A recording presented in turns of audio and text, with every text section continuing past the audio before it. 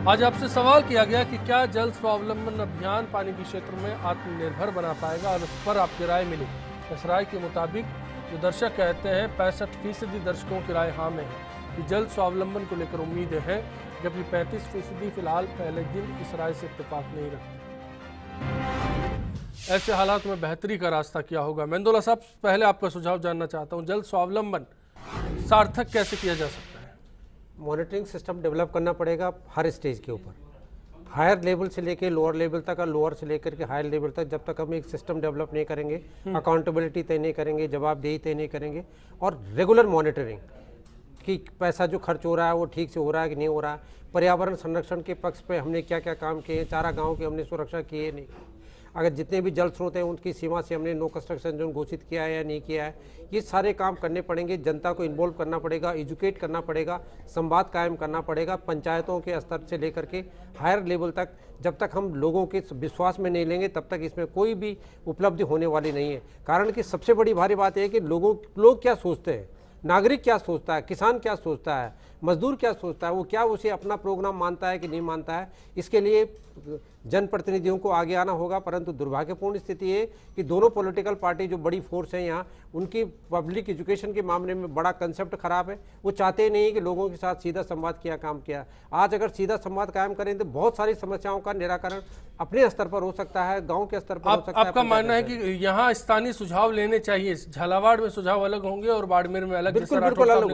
बिल्कुल अलग अलग होंगे। हर जगह की परिस्थितियां अलग अलग हैं, जोग्राफिकल कंडीशन अलग है, बहुत सारी चीज़ें अलग हैं, खान पान अलग है, रहन सहन अलग है, कहीं पर्यावरण का कंसेप्ट बहुत ज़्यादा खराब है तो कहीं बहुत बढ़िया है। तो इसलिए जहाँ की जिस तरह की परिस्थिति है उस तरह से काम करना पड़ेगा और तभी जाकर बेहतर रास्ता बन सकता है। सुरेश चौधरी जी, सरकार के लिए कोई सुझाव? देखो, मैं आपको कहना चाहूँगा कि सरकार की ये योजना है, बिल्कुल अच्छी योजना है, लेकिन इसके लिए लागू करने के लिए वास्तविकता यह है कि राजस्थान में झालावाड़ की स्थिति अलग है, कोटा की स्थिति अलग है, बाड़मेर, जैसलमेर, पाली की स्थिति अलग है, झुंझुनू और सीकर चूरू की स्थिति अलग है, अलवर की स्थिति अलग है।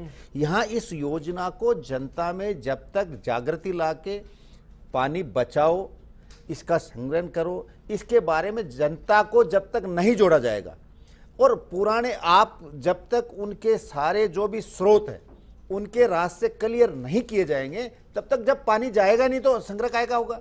इसलिए सारी चीज एंक्रोचमेंट हटने चाहिए और वो जहां तक जो स्रोत हैं पुराने, उनके पानी जाने के रास्ते सारे क्लियर होने चाहिए। राजेंद्र मीणा जी, इन सुझावों पर क्या अमल कर पाएंगे? इतना आसान लगता है? देखो, निश्चित रूप से गांव में हर व्यक्ति को एक जागरूक किया जाएगा।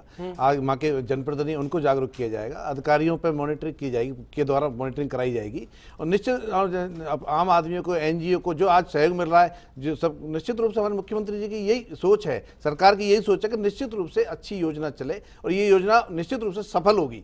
आम जनता को इसका निश्चित रूप से फायदा मिलेगा और इसमें सब लोग जुड़ेंगे और जागरूकता लाएंगे। निश्चित रूप से लोगों की सुझाव की बात आ रही है, वो शामिल नहीं है। लोगों की सुझाव शामिल कैसे करेंगे? सुझाव उनको जागरूक करेंगे, जगह जगह जनप्रतिनिधि जाके हमारी ये बात रखेंगे, छोटे स्तर से लेकर बड़े तक मीटिंगें करेंगे, उनको कहेंगे भाई इस तरह हम जोड़ो, जन सहयोग करो और हर तरह की योजना, नई योजना लाके निश्चित उनको पूरा सहयोग लेकर के इस योजना को सफल बनाएंगे।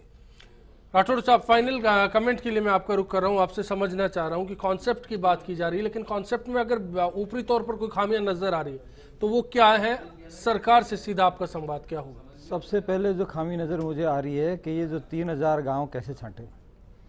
अगर 3000 गांव, आपको कोई एक अप्रोच लेनी पड़ेगी कि एक एक वाटर शेड को लो, 2 गांव कहीं से, 5 अगर कहीं से, इस तरह से अगर करेंगे तो स्वावलंबन नहीं आएगा।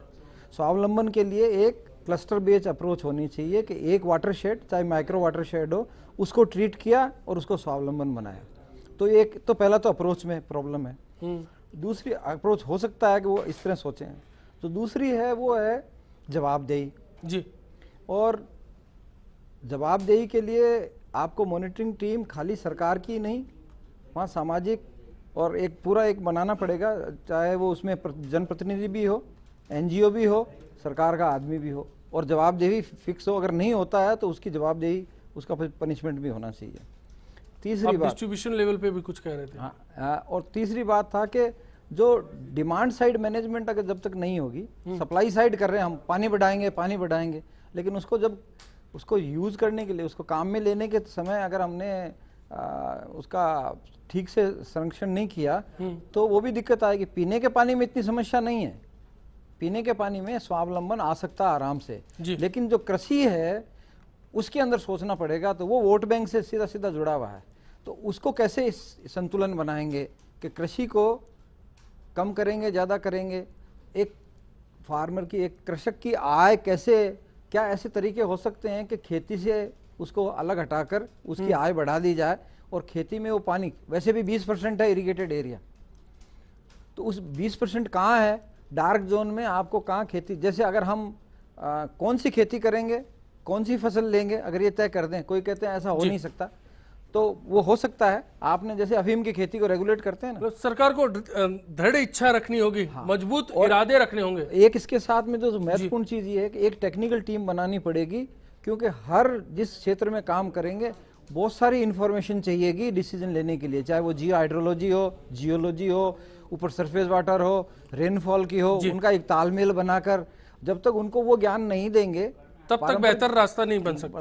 रास्ता नहीं। उम्मीद यही करेंगे, आज पहला दिन है, लेकिन जल स्वावलंबन अभियान को लेकर इस चर्चा के दौरान जो कुछ सुझाव आए हैं सरकार उस पर अमल करेगी। आप भी अपने इलाके में इस पर कोशिश करेंगे, क्योंकि पानी सबकी जरूरत है। आज बिग फाइट लाइव में इतना ही। यहाँ आए सभी मेहमानों का शुक्रिया अदा करते हुए आप सभी से इसी उम्मीद के साथ विदा लेना चाहेंगे कि आने वाला कल सभी के लिए आज से बेहतर साबित हो।